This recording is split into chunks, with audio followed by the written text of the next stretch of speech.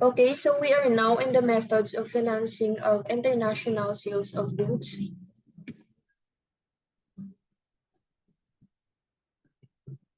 So under Article 1 of CISG, an international sales contracts must be signed by parties whose places of the business are in different states.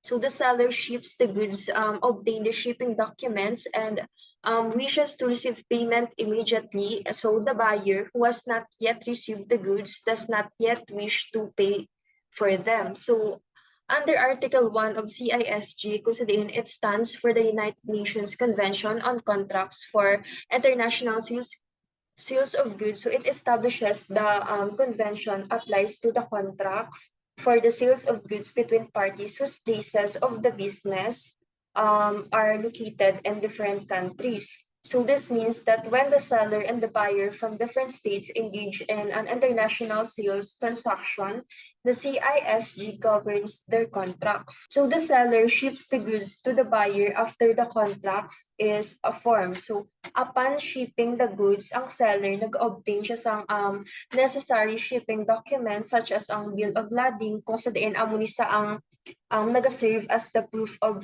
shipment and control over the goods. So at this point, the seller desires immediate payment for the shipped goods. So, however, the buyer who has not yet established the goods may not be willing to make payment upfront. So, the buyer might prefer to inspect the goods upon the arrival in order to ensure that they meet the agreed specification in terms of quality and quantity of a product before making payment. So this creates a discrepancy between in a payment timing between the seller and the buyer. So para ma-resolve ang issue nga ini, the payment mechanism often involves the parties, typically the banks as intermediaries. So the seller may present the shipping document along with the bill of exchange or other payment instructions to their bank. So in the buyer naman, upon receiving the necessary documents from the seller's bank, can then inspect the goods and proceeds with the payment through their own bank. So this section will deal two types of financing arrangement under international trade. So first, it mentions documentary bills and documentary credits. Also, the key function of providing payment security for goods and services against specified document tendered. So ang documentary bills and documentary credits are financing arrangement in international trade kung saan they ensure the payment security by requiring a specified document to be presented. Documentary bills involves here a bill of exchange with shipping documents exchange for acceptance or payment. So documentary credits involves a bank kung saan they guaranteeing payment to the seller upon the presentation of specified documents, then it provides assurance to both parties in the transaction. Second is standby credits, performance bonds, and guarantees with the key functions of providing security against default performance of the principal in underlying contracts. So they are used in international trade in order to provide securities against default in contractual obligations. So standby credit issues by bank assures the beneficiary the payment will be made if the applicant fails to fulfill their obligation. So similarly, in performance bond and guarantees offer financial security in case of non-performance by the principal's party in the contract. Documentary bills. So, in an international sales of goods, the documentary bills denotes the bill of exchange accompanied by shipping documents, and it is intended to be accepted or paid in exchange for those documents. So, in international sales contract, the use of documentary bills provides assurance to both parties. So para naman sa kay seller, it ensures nga ang payment will be received before the buyer takes possession of the goods in order to mitigate the risks of non-payments. And para naman sa side ni buyer, it provides a guarantee kung sa diin they will receive the necessary shipping document upon payment kung sa diin they allow them to take possession of the goods. So ang documentary bill, they serve as a mechanism para ma-secure ang payment and transfer of ownership of goods and international sales transaction. Kung sa diin it offers protections and assurance to both buyers and seller. So the United Nations Convention on International Bill of Exchange and International Promissory Notes was adopted in 1988 with the intention of any international convention of harmonizing the law relating the Bill of Exchange.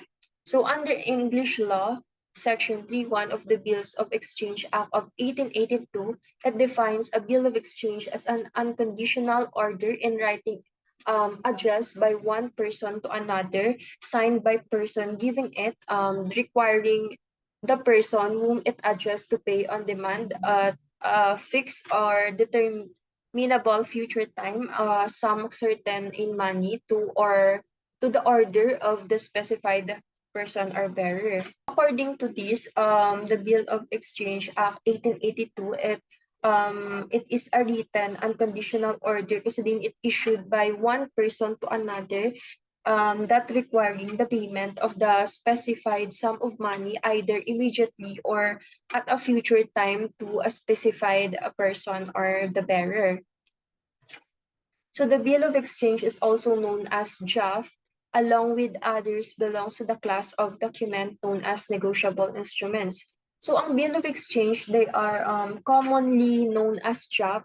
So then they are considered as negotiable instrument because it possesses the international characteristic of transferability,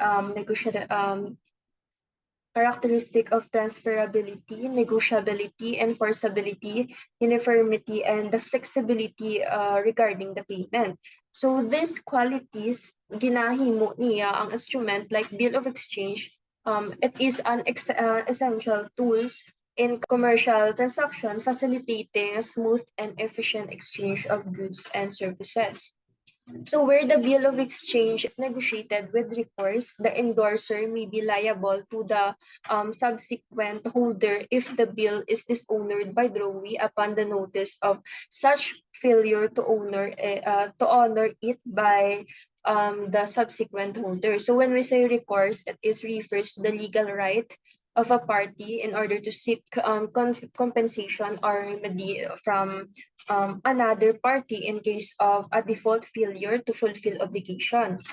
So when we say with recourse, when we say with recourse, when a bill of exchange is negotiated with recourse, it means that the person who is transferred the bill, known as the endorser, still has some responsibility if things goes wrong. So for example, is si Ayla is a supplier of a beauty products and nagsold siya sang iya supplies to a certain store to guarantee payment. So nag-issue si Ayla sang bill of exchange sa store, which is like a promise para mag-pay a certain amount of money by a specific date. So si Ayla nag-negotiate siya sang bill of exchange with recourse to a trusted friend nga si Emily.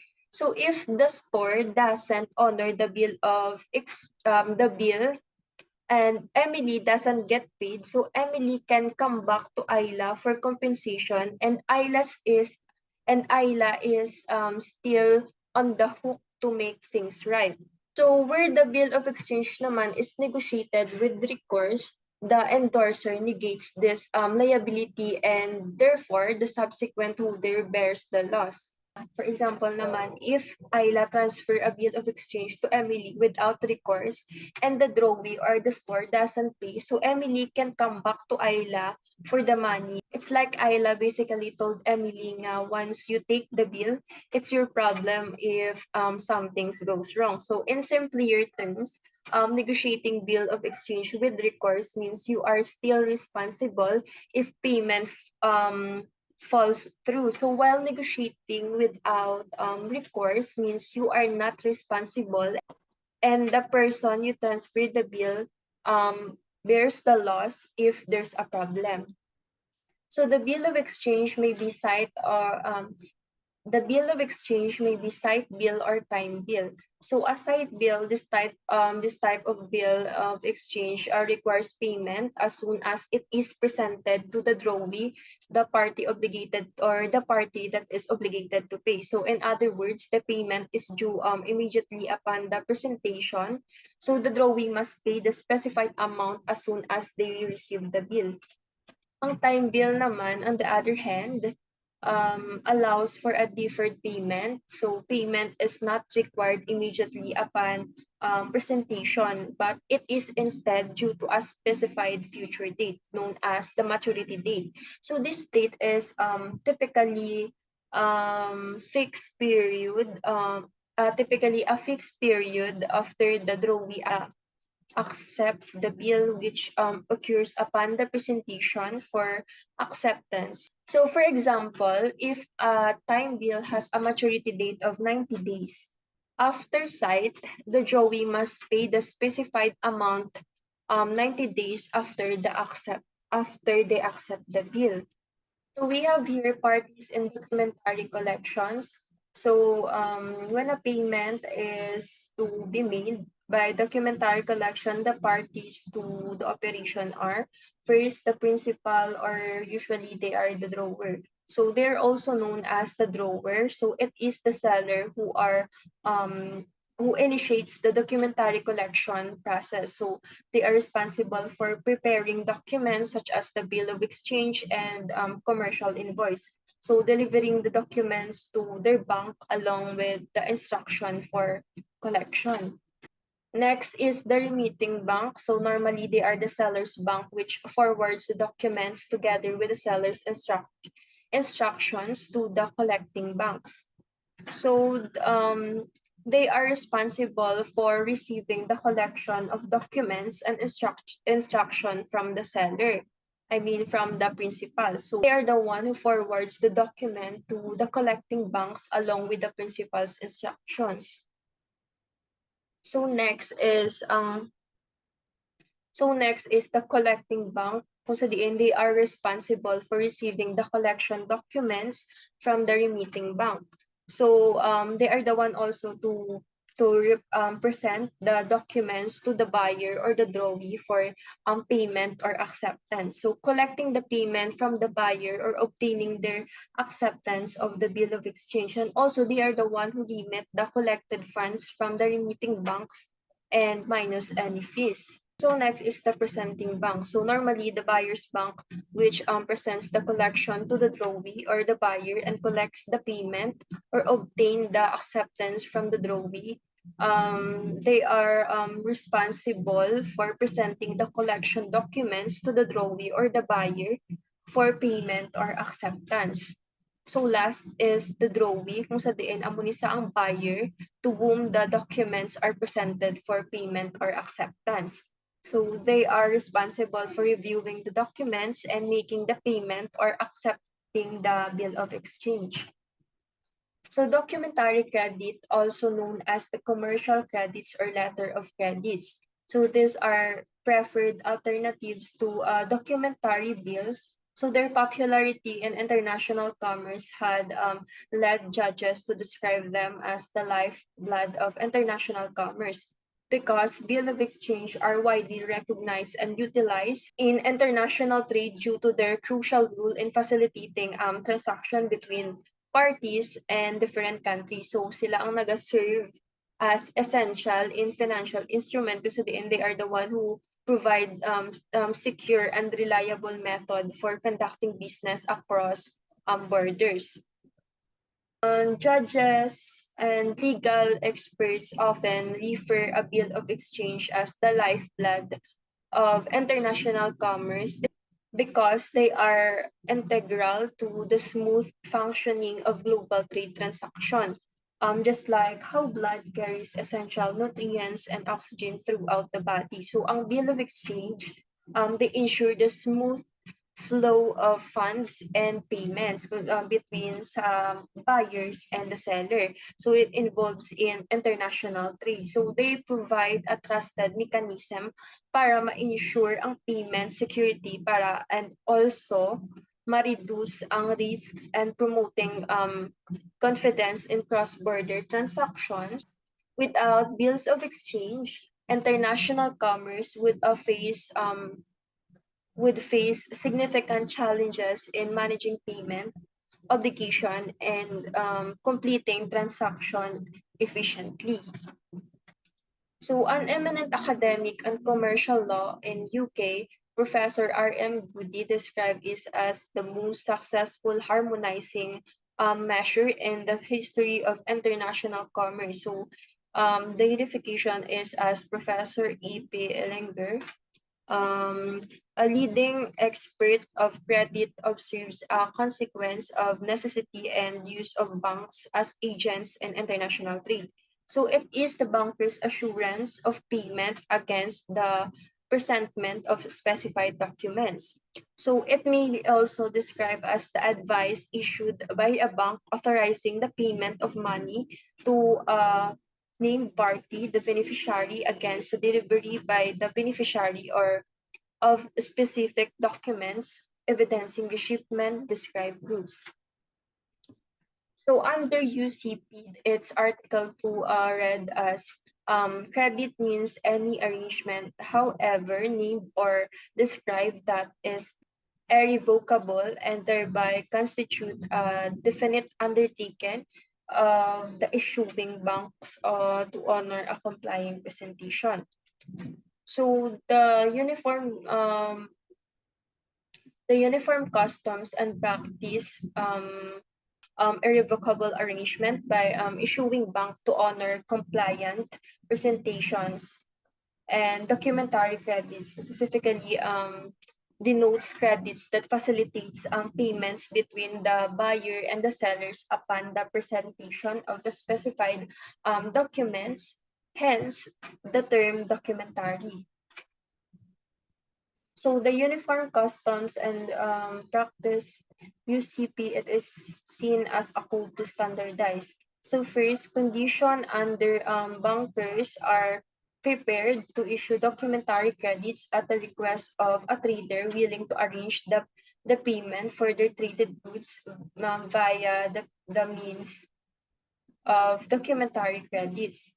So the UCP established the conditions under which banks are willing to issue the documentary credits. Kung diin amo ni ang credits that are issued at the request of the trader who wish to arrange the payment for their traded goods using documentary credits. So second is the interpretation of documentary credit. So in addition to governing the issuance of documentary credit, ang Uniform Customs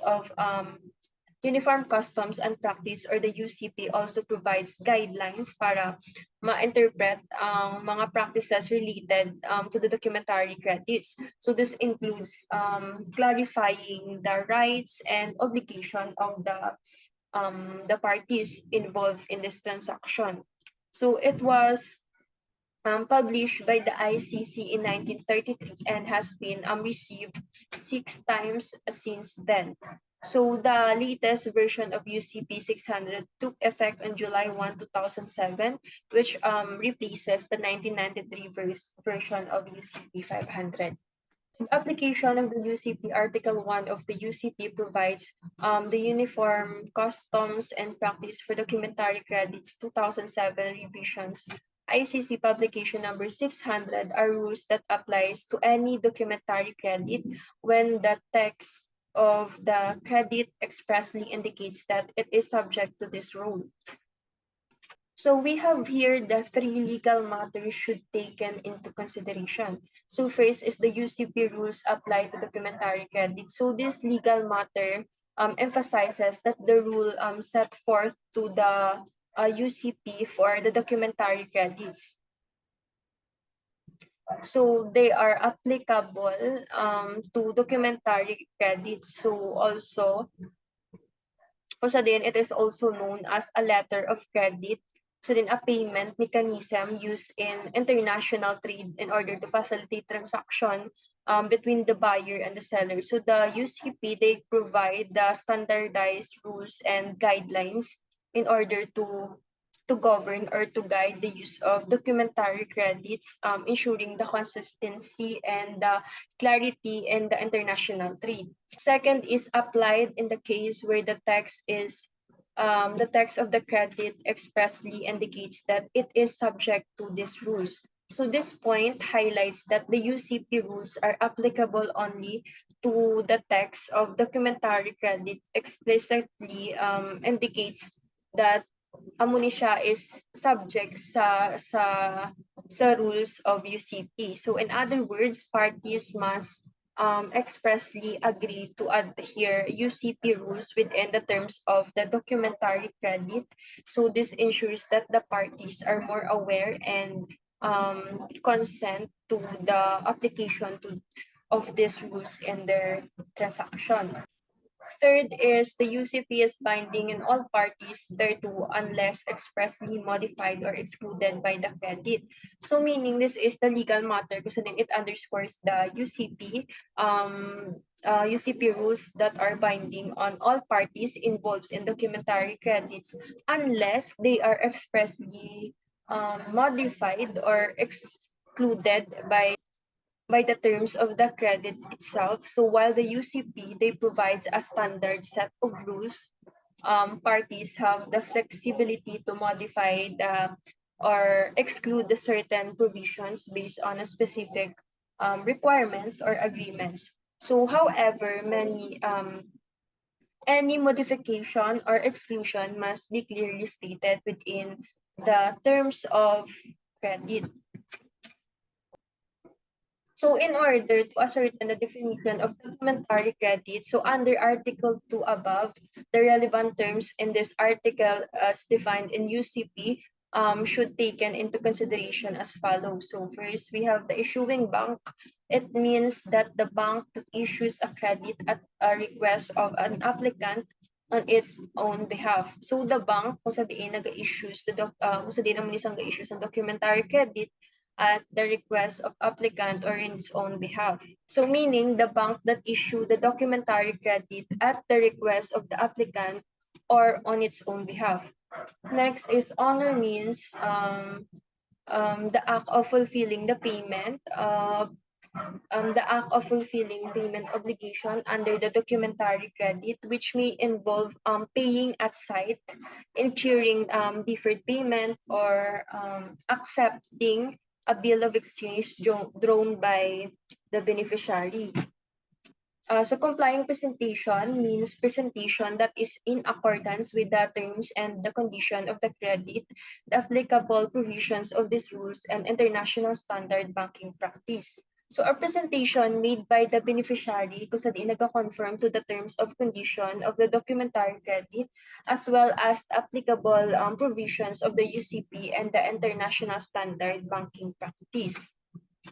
So it ends here the discussion about the methods of financing of international sales of goods.